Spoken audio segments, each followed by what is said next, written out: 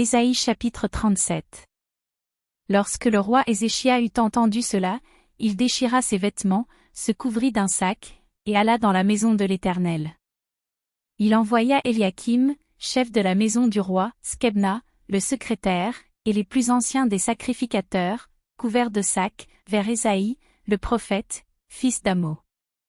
Et ils lui dirent, ainsi parle Ézéchia, ce jour est un jour d'angoisse, de châtiment et d'opprobre, car les enfants sont près de sortir du sein maternel, et il n'y a point de force pour l'enfantement.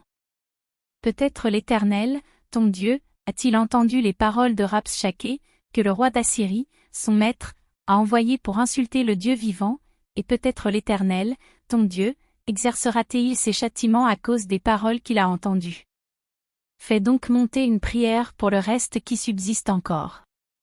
Les serviteurs du roi Ézéchia allèrent donc auprès d'Ésaïe. Et Ésaïe leur dit, voici ce que vous direz à votre maître, ainsi parle l'Éternel, ne t'effraie point des paroles que tu as entendues et par lesquelles m'ont outragé les serviteurs du roi d'Assyrie. Je vais mettre en lui un esprit tel que, sur une nouvelle qu'il recevra, il retournera dans son pays, et je le ferai tomber par l'épée dans son pays.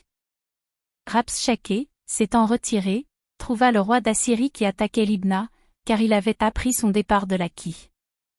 Alors le roi d'Assyrie reçut une nouvelle au sujet de Tirhaka, roi d'Éthiopie, on lui dit, il s'est mis en marche pour te faire la guerre. Dès qu'il eut entendu cela, il envoya des messagers à Ézéchia, en disant, vous parlerez ainsi à Ézéchia, roi de Juda, que ton Dieu, auquel tu te confies, ne t'abuse point en disant, Jérusalem ne sera pas livrée entre les mains du roi d'Assyrie. Voici, tu as appris ce qu'ont fait les rois d'Assyrie à tous les pays, et comment ils les ont détruits, et toi, tu serais délivré. Les dieux des nations que mes pères ont détruites les ont-ils délivrés, Gozan, Charan, Retsef, et les fils d'Éden qui sont à Télassar?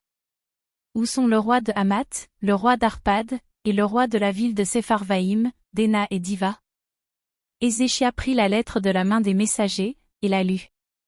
Puis il monta à la maison de l'Éternel, et la déploya devant l'Éternel, à qui il adressa cette prière.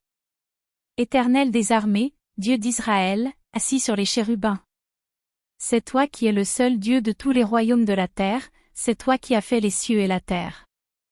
Éternel, incline ton oreille, et écoute.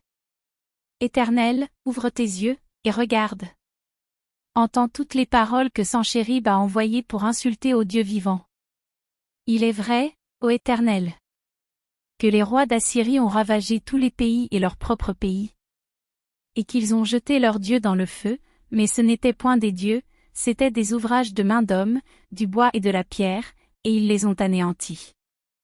Maintenant, Éternel, notre Dieu, délivre-nous de la main de Sanchérib, et que tous les royaumes de la terre sachent que toi seul es l'Éternel. Alors Ésaïe, fils d'Amo, envoya dire à Ézéchia, ainsi parle l'Éternel, le Dieu d'Israël, j'ai entendu la prière que tu m'as adressée au sujet de Sanchérib, roi d'Assyrie. Voici la parole que l'Éternel a prononcée contre lui, elle te méprise, elle se moque de toi, la Vierge, fille de Sion, elle hoche la tête après toi, la fille de Jérusalem. Qui as-tu insulté et outragé? Contre qui as-tu élevé la voix? Tu as porté tes yeux en haut sur le sein d'Israël.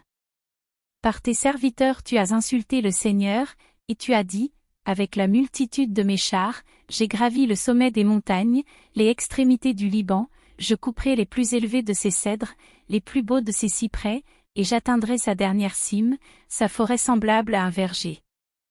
J'ai ouvert des sources, et j'en ai bu les eaux, et je tarirai avec la plante de mes pieds tous les fleuves de l'Égypte. N'as-tu pas appris que j'ai préparé ces choses de loin, et que je les ai résolues dès les temps anciens? Maintenant j'ai permis qu'elles s'accomplissent, et que tu réduisisses des villes fortes en monceaux de ruines. Leurs habitants sont impuissants, épouvantés et confus, ils sont comme l'herbe des champs et la tendre verdure, comme le gazon des toits et le blé qui sèche avant la formation de sa tige. Mais je sais quand tu t'assieds, quand tu sors et quand tu entres, et quand tu es furieux contre moi.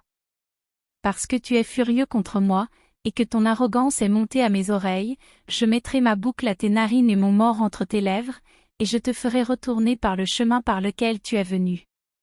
Que ceci soit un signe pour toi, on a mangé une année le produit du grain tombé, et une seconde année ce qui croît de soi-même, mais la troisième année, vous sèmerez, vous moissonnerez, vous planterez des vignes, et vous en mangerez le fruit. Ce qui aura été sauvé de la maison de Juda, ce qui sera resté poussera encore des racines par-dessous, et portera du fruit par-dessus. Car de Jérusalem il sortira un reste, et de la montagne de Sion des réchappés. Voilà ce que fera le zèle de l'Éternel des armées.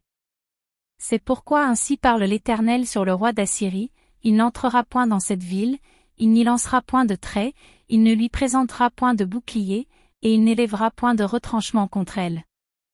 Il s'en retournera par le chemin par lequel il est venu, et il n'entrera point dans cette ville, dit l'Éternel.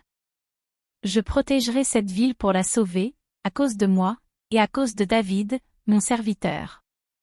L'ange de l'Éternel sortit, et frappa dans le camp des Assyriens 185 000 hommes.